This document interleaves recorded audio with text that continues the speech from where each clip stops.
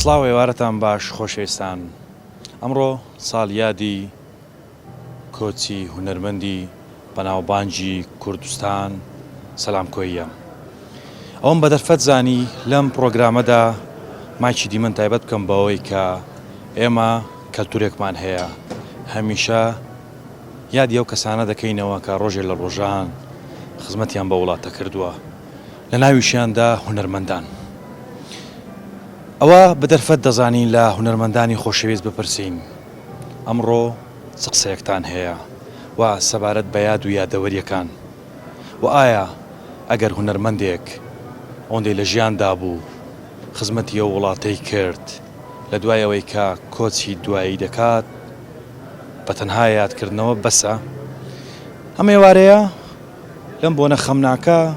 ئەمە لە هاوڕێ و هونەرمەندانی سەلام کۆیی دەپرسین. لەگەڵمان بن. مامۆستاجان ئێوارە باش. ئێوارە باش، بەخێربێن سەر چاوان. بەسەکەم ئەمڕۆ ساڵیادی هونەرمەندی کۆچکرد و هونەرمەندی بەناوبانگی کوردستان سەلام کۆییە. نەریتێک هەیە لە ناو ئێمە ساڵیادی هونەرمەندەکانمان دەکەینەوە، یادیان دەکەینەوە، بەڵام دەمێ بزانم لە زاری جەنابتەوەکو هونەرمەندێک بە تەنها یادکردنەوەی هونەرمەندە لە دەستڕۆیشتوەکانمان کیفایەتە بۆوان؟ طبعاً یادکردنەوە شتێکە وەفا دەندرێرێ بەرامبەر ئەو کەسەی کە کۆچی کردووە، شتێکی باشە، بەڵام لەگەڵەوی پێویستە هەتا هونەرمەند لە ژیانە قەدری بگیرێ، ڕێزی بگیرێ، خەڵاتی ڕێزێدانی بۆ بکرێ، چی پێویستە بۆی جێبەجێ بکرێن، نەخۆشە بەهانایە بچن، کێشەی دارایی هەبیتن بەهانایە بچن بە ڕێگایەکی ڕێک و پێک جوان بۆ ئەوەی بتوانێتن سەربەرزانە بژیتن. ئەو جارە کە کۆچی دوایی دەکاتن چقەیدە با ساڵانە ژیادی بکەنەوە، با پێکەری لۆ بکەن، با شەقامی بەناوکەن، ئەو کاتە گەورەتر و جوانتر و ڕێک و پێکتر دەبیتن. هونەرمەندان تا لە ژیاندا ماون، تۆکو هونەرمەندێک دەمەوێم ئەو قسەیەم بۆ بکەی، بایەخیان پێدراوە، شتیان بۆ کراوە، ئەو داواکاریانەی کە هونەرمەند هەیەی بۆ نمونە لە هەموو وڵاتێکەوە دەزانین هونەرمەند و ئەوانەی کە لە سەرچی پەروەردە کار دەکەن خزمەتێکی زۆر دەکرێن، بەڵام لێرە بە پێچەوانەوە بەداخەوە هەتا ئێستا کاتا و لە حزەی ئەمن بۆ ئێوە قسە دەکەم، گرنجێکی وها جوان ڕێک و پێک بە دڵی هونەرمەندان بە هونەرمەندان نەدرایە. بەداخەوە ئەوەی بیری لێ ناکەنەوە هونەرە دەسەڵاتداران و ئەوانەی لایەنی پەیوەندیدارن، ئەوەی بیری لێ ناکەنەوە هونەرمەندانن، حسابی مەسەلەن ئاخر شتیان لەگە دەکەن، ئاخر شت کە هیچ لە شتێک نابیلێتن. هۆکارەکەی ئەوەیە کە لە وڵاتەی کەلتور جوان نیە، نەمان کردە کەلتور کە ئەمە بتوانین هونەر گەورەکەین، هونەرمەند گەورەکەین، ڕێزی هونەر بگرین، هونەر جوان بکەین، نەکرایە هەتا ئێستا کە کەس بیری لێ نەکردەوە، نەبوویتە کەلتور، چونکە هەتا نەبتە کەلتورە تو نازانی ئەو هونەرمەندە چ دەورێکی دەبیتن لە جێڕانی ژیانی کۆمەڵایەتی، لە جوانکردنی ژیانی کۆمەڵایەتی، لە ڕووناکردنەوەی پێشچاوی خەڵکی. ئەوانە نازاننەوەنە، ئەوانەوە بۆ دەزاننەوە. بەداخەوە خەتای خۆشمانی تێدایە ژمارەیە هونەرمەند کە بەڕاستی بەناو هونەرمەندن، بەڵام تەسەڕوفات و هەرس و کەوت و شتیوا دەکەن، هونەرمەندە ڕاستەقینەکە و هونەرمەندە ڕەسەنەکە نشیان سوک و چلو کردێ. بەداخەوە چێ دەبێ وا بکات ئەو ببێ بە کەلتور کە گرنجێکی زۆر بە هونەرمەندەکان بدرێت؟ دەسەڵات کاکە وەزارەتی ڕۆشنبیریە لایەنی پەیوەندیدارە، ئەوانە دەبی دانیشن خەمەک لە هونەرمەندان بخۆن، بەسا بە تایبەتی هونەرمەندانی هەولێر پێ درێن. بەڕاستی هونەر لە هەولێری مردیە، تەپیە، هیچ بایەخەچی نەمایە، هیچ ئەرزشی نەمایە هونەر و خەتای خۆشمانی تێدایە وەکو هونەرمەندان. هەتا ئێستا خەتایەکەوەیە کاکەمە پەرتەوازە بووینە، بەڕاستی پەرتەوازە بووینە، ئاگامان لە یەکتری نیە، بە قسە کە دەگەینە یەکدری ئەڵڵا چاوەکەمی ڕوحەکەمی، بەڵام پاشترێ هەتا پێمان بکرێتن زەمی یەک دەکەین، هەتا پێمان بکرێت یەکتری ناشین دەکەین. بیلعکس دەبی ئەمە یەکدری گەورەکەین، یەکدری جوانکەین، وەبی ئەوەی بەرامبەرمانە لایەنی پەیوەندیدار بڵێ ئەوانە یەکدری گەورە دەکەن، بە ئەمەش گەوریانکەین، هەتا ئەمە خۆمان گەورە نەکەین، ئەوانیش بە چاوەشی سوک تەماشامان دەکەن. بەداخەوە خۆتانەوە پەرتەوازەیەتان خستیتە ناو خۆتان یاخود بە پلان ئەوە کرا نا ئەوە پاش ڕاپەڕین تەمانەمە پێش ڕاپەڕین چەندین تیپمان هەبوو منافەسەی شەریفانەمان دەکرد ئیشی جوانمان دەکرد ئیشی جدیمان دەکرد کاری هونەری جوان جوانمان دەکرد هاوکاری یەکتریمان دەکرد بەڵام پاش ڕاپەڕین هونەرمەندان پەرتەوازە بوون دابش بوونە سەر حیزبەکان بەداخەوە حیزبەکانیش ئاوالە خەڵکی والێ دەکەن کە دەبی ببیە دیبۆچی ئەو حیزبی دەنا قبولن ناکاتن ئەوە وای کردە هەمومان پەرتەوازە بووین هەمومان ناشرین بووینە هەمومان ناڕێچین دەبی خەمەچی لە خۆمان بکەین ساباتە کەبی هونەرمەندان کۆکاتەوە یەکدەنگ بین یەک ڕێز بین یەک دەست بین بۆ ئەوەی یەکتری گەورەکەین هەتا دەسەڵاتداریش بە گەورە تەماشامان بکە کەی دەست پێ دەکەن واللهی ئەوە خەمی هەمومانە کەی دەست پێ دەکەین موعیدێک دیار نییە بەڵام خۆزگە لە سبێنەوە دەست پێ بکەین ئەگە بەدڵی من بی لە سبێنەوە دەست پێ دەکەین قسەیەک بە هونەرمەندان دەڵێ لەسەر و بابەت پێیان دەڵێم یەکتریمان خۆش بێ بەسە ئەوەی هەتا ئێستاکە هاتیە مەسلحەت بووە بەرژەوەندی بووە بۆ جیفان بووە بابەز بیتن لە مەودا خەمێک لە چۆن جاران خەمان لە هونەر دەخوارد بیرمان لە هیچ شتێکی نەدەکردەوە تەنها دەمانیست هونەرێکی ڕەسەن هونەرێکی ڕێک و پێک پێشکەش بکەین با لە مەودا بیر لەوەی بکەینەوە یەکتریمان خۆش بێ یەکتری گەورەکەین و بیر لە کاری هونەری بکەینەوە کاری جدی کاری جوان بۆ ئەوەی بتوانین بینەران و خەڵکی خۆشمان لەگەڵ خۆمان ئاشکەینەوە بۆ هیواین کە تا قسەت بە بۆ نەخەم ناکەوتە تەوێت چی بڵێ قسەیەک هەیە سڵاو لە ڕۆحی جوانی سەلام کۆیی کە سەلامکۆیی هەروەکو نووسرایە ئاوێنەی ئەو شارە بوو سەلامکۆیی گەورە بوو بەڕاستی یەکێک لە کۆڵەگا هەرە پتەوەکانی شانووی کوردی بوو سەلامکۆیی لە دەستمان چوو ڕۆحی بەرزە فڕی شاد بیتن ئێستا دڵنیام لە ئاسمانی سەرەوە سەیرمان دەکاتن و مرتاحە ئینشاڵڵا هەر شاد دەبیتن تەمەند درێژی لۆ کوڕەکانی بخۆشی جێگای باش بێ ئینشاڵڵا ئیبراهیم ئێوارە باش ئێوارەت باش سەرچاوم مامی برایم لەناو ئێمە کەلتورێکی جوان هەیە ساڵیادی ئەو کەسانی کە لە دەستمانداون و کەسانی کە هونەرمەندن بەناوبانگن ساڵانە ساڵیادیان دەکەینەوە بەڵام ئایا بە تەنیای یادکردنەوەی هونەرمەندە ڕۆیشتەکانمان بەسە بۆ گیانیوان واللهی ئەوەی ڕاستی بیتن ئەمە پاشی ئەوەی کە ئەمرین هەنجی زۆرنامان لۆ لێ ئەدەن ئەو زۆرنایەمان پێویست نییە پێویستیمان بەوەیە پێشی زۆرنا لێدانمان بلور لێدانمان لۆ لێ بدەن و چلەمان لۆ بکەن و ساڵیادمان لۆ بکەن بتوانن کە چارەسەری نەخۆشیەکانمان بکەن چارەسەری ئێش و ژانەکانمان بکەن ئەو برادەرەی خۆم کاکە سەلام کە ئەمن 50 ساڵە پێکەوە بووینە و بەڕاستی خەسارەتەکە بۆ چونکە ئەو کوڕاک یعنی یەک لەو هونەرمەندە ماشانەیە کە دەبی ماتستێری لەسەر بینن لەبەر ئەوەی ئەو هونەرمەندە توانی 50 ساڵ خزمەتی هونەری کوردی بکات و دەوری ئافرەت کە هەنجی شەرم بوو پیاویش دەور ببینی ئەو دەوری ئافرەتی دیت دووەمینیش ئەو هونەرمەند سەلام کۆی پیاوی ڕۆژە لێ قەومانێ بوو لۆ هەموو برادران و لۆ هەموو یعنی ئیشەکی هونەرمەندێک ئیشەکی هەبا یەکسەر ئەو بۆ برای وەگەری ئەکەت هونەرمەندێک ئەیەکی مردمان نەخۆشیەکی هەبا ئەو وەگەری ئەکەت یعنی لە خۆشی و ناخۆشی دەگەر هەموو هونەرمەندان دابوو بەڕاستی یعنی ئەوە جێگای شانازی بوو لۆ هەموومان بەس چ بکەین دەگە کاری خوای چ ناکرێت خوا ئەو هەندەی داینایە ئەو هەندەیە کە عمرەکە ئەو هەندەیە بەرام خۆسکە یعنی هونەرمەندان وها کەساس نەبن فەقیر نەبن بە کەساسی نەمرن ئەدیکو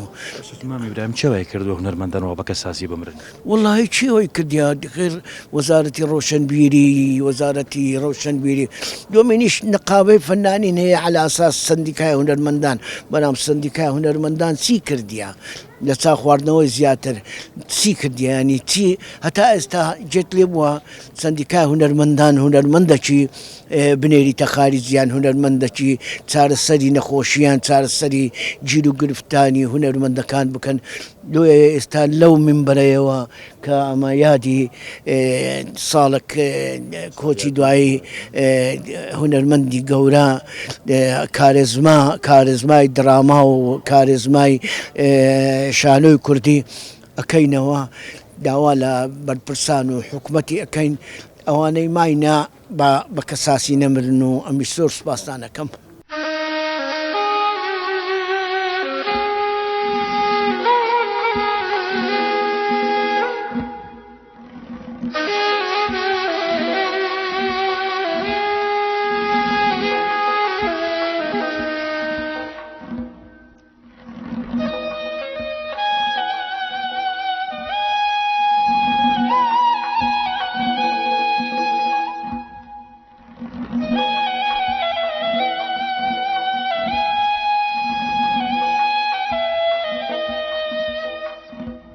مامۆستای باش هێوارتان باش بەخێر بەسەر چاو. مامۆستاجان ئەمڕۆ لە ساڵیادی هونەرمەندی کوردستان و هونەرمەندی بەناوبانجی گەلەکەمان هونەرمەند سەلام کۆی داین. دەمێ بزانم ئێمە لەناو ئێمە نەریتێک هەیە یادی هونەرمەندەکانمان دەکەینەوە بەڵام دەمێت زاری مامۆستای وە سوعادی بەڕێز بزانم بەتەنها یادکردنەوە بەسە بە هونەرمەندەکانمان. بەخێر ئەمە ئەوەی بکرێ بۆ هونەرمەند لە ژیاندا بێ زۆر باشتر لەوەی کە لە دوای لە بۆی بکرێتن بەڵام ئەو هونەرمەندانش ئەوە دێنن کە لە دوای مردیان هەوڵ بدەین لە دڵ و دەرونی خەڵکی لە هزری خەڵکی ببینێنەوەن هەوڵ بدەین کە ڕۆژێکیان بۆ دابین بکەین کە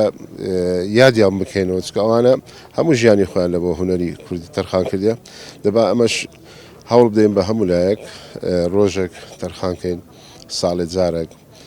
یادی ئەو هونەرمەندانە بکەینەوە جێگای شایستان دانێن ئەرشیفەکانیان بپارێزین بتوانین پەیکەریان لەوە بکەین بتوانین شەقامیان بەناو بکەین گۆڕەپانیان بەناو بکەین بتوانین هەندێک شتیان لەوە بکەین کە گیانیان ئاسو دەبی ئاگامە لە ماڵ و منداڵیانبی ئیتر ئەوەش بە پێی ئیمکانیاتی هەموو لایەکمان دەبی هاوکار یەک بین بۆەوەی چکە بە هیچ دەستگایەکی شوێنێک بەتەنیا ناتوانین ئەوەی ئێمە دەمانوێت یاخود ئەوەی هیوا و ئاواتی بڵێن هونەرمەندە لە دوای مردنیشی بەتەنیا بۆی جێبەجێ بکاتن تر هیوادارین لە ئاستی سەرۆکی حکوومەتەوە هەتا وەزیر ڕۆشنبیر و پارێزگار و دەستگاکانی تر هەموو هەوڵ بدەن هەم هونەرمەند کە لە ژیاندا دەبی هەوڵ بدەن ئاسوودەی بکەن و پشتی لە کارە هونەرەکانی بکەن هەمیش لە دوای مردنی هەوڵ بدەن یادی یاخود نازناوی بەشکۆمەندی بهێننەوە پاراستن لە ماڵ و منداڵی بکەن و پشتگیر لە ماڵ و منداڵی بکەن و هاوکاری ماڵ و منداڵی بکەن. ئەو هونەرمەندانەی کە ئێستا لە ژیاندا ماون بەشێکی زۆری ئەنگلەی ئەویان هەیە دەڵێن ئێمە نەک گرنگجیمان پێ نادرن بگرە فرامۆشیشیان کردوین دەمێ بزانم کەم تەرخەمی لە هونەرمەندەکانیشدا هەیە خۆشیان هۆکارن بۆ بابەت. بەڵێ خۆی ڕاستە ئێستا کەم تەرخەم یەکەیە بۆ ماوەی 3 ساڵ دەبی لەو هەولێرە پشتگیری یەک کاری هونەری نەکرایە پشتگیری پرۆژەی هونەرمەندان نەکرایە ئەمانە هەمی ڕاستن بەڵام هونەرمەندیش بۆ خۆشی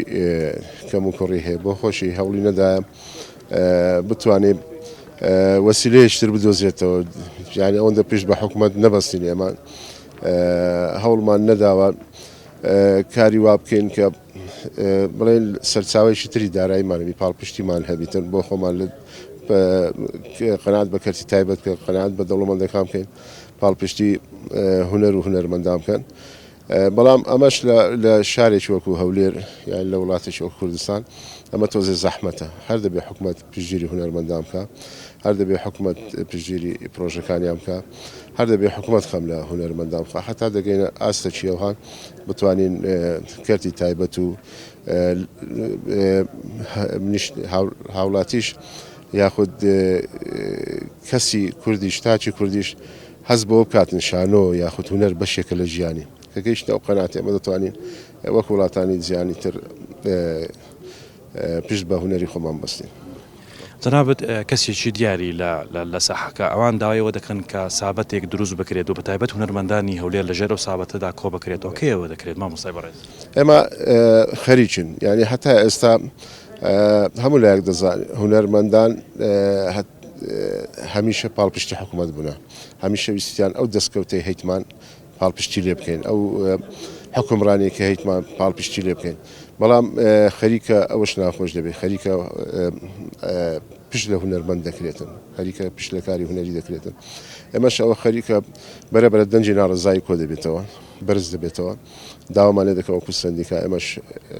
بەکاری خۆمان هەستین و دڵنیاشیان دەکەینەوە کە ئێمە لە داهاتوێکی زۆر نزیک هونەرمەندان کۆ دەکەینەوە بزانین ئەوەی پێویست بدەیکەین. خۆش بێ دەمەوێت بزانم بە لەم ڕۆژە قسەیەکت هەیە سەبارەت بە ساڵیادی هونەرمەندی گەورەکەمان سەلام کۆی. سەلام کۆی هونەرمەندێکی ڕاستەقینە بوو هونەرمەندێک بوو دەوری خۆی خۆش دەویست کەسایەتی خۆی خۆش دەویست هەر ئەرچێکی پێ بسپێردرابان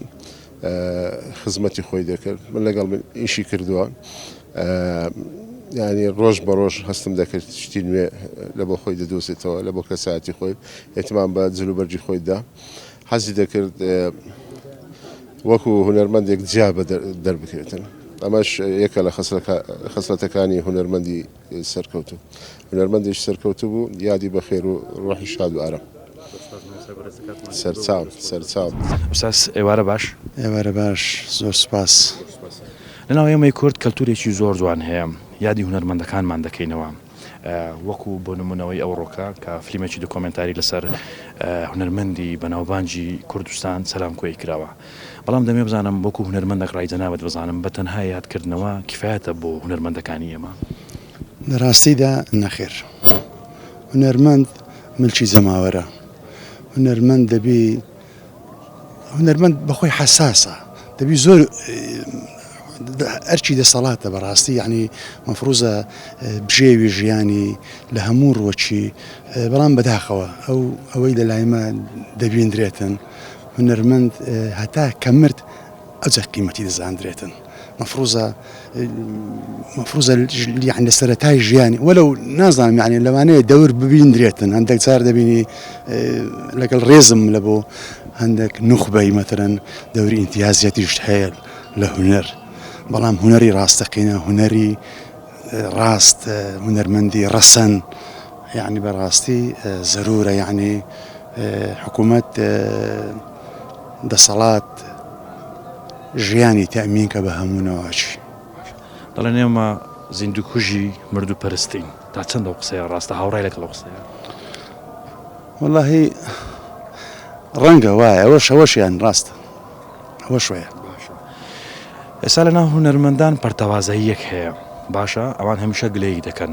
دەمێ بزانم هۆکاری ئەو پەرتەوازاییە خودی هونەرمەندەکانیش خۆیان نین دەزانی چیە ئەوەی ڕاستی بیتن دەستی حزب وای لێ کردیە بەڕاستی یعنی ئەگەر حزبایەتی نەبیتن وەکو لە سەرەتا باسم کرد هونەرمەند یعنی ملکی ملەتیە بەڵام ڕۆژگارێک دیتمە لە شاری براکوژی یعنی هونەرمەندە بوو لە تەلەڤیزیۆنی زەر دەرنەدەچوو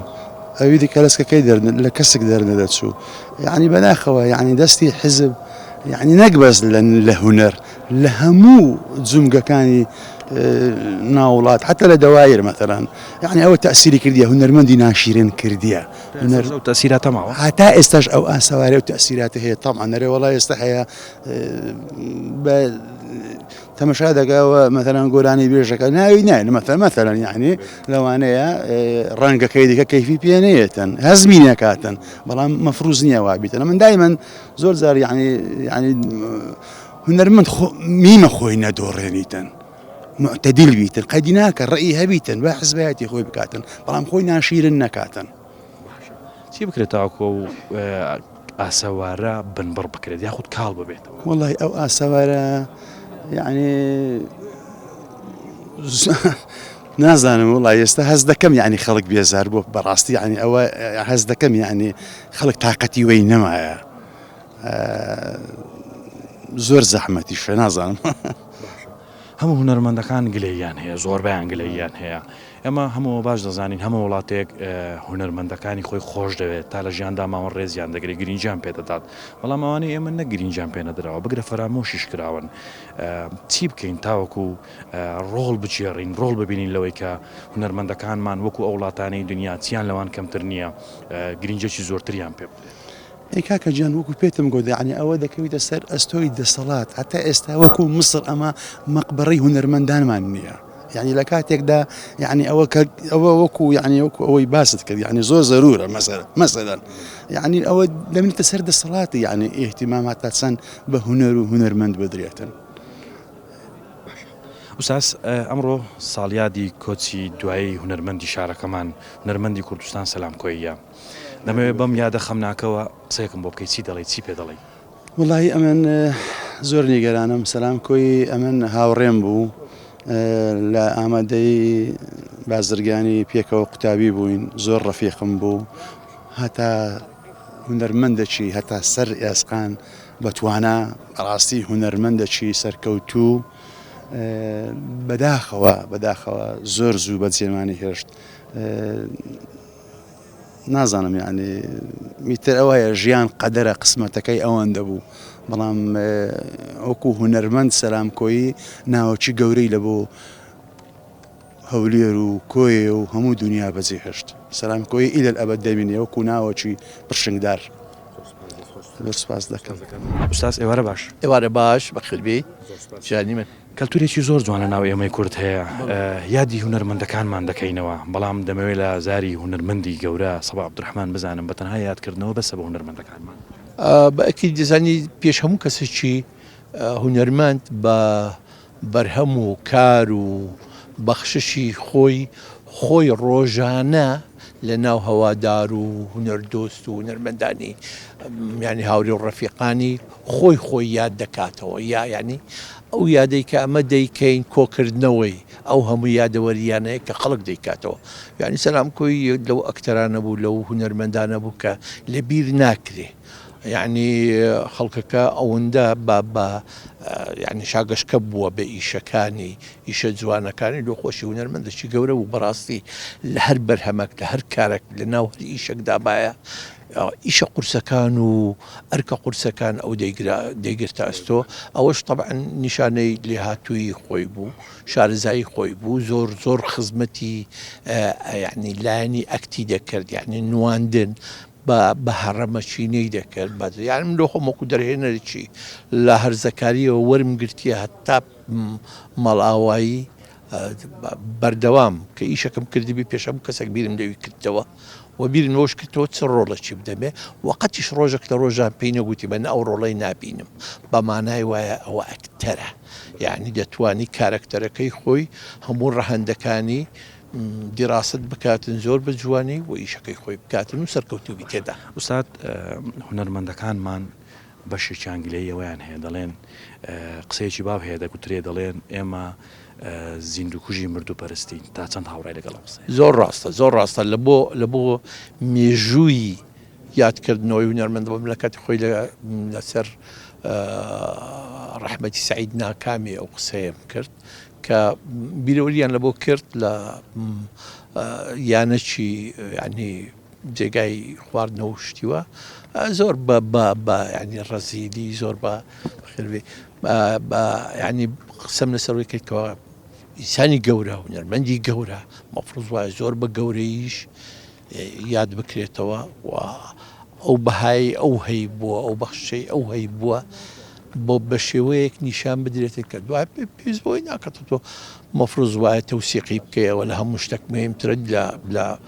سنتەرێکی دیکۆمنتاری ئاخر ئەمە هۆشمان نییە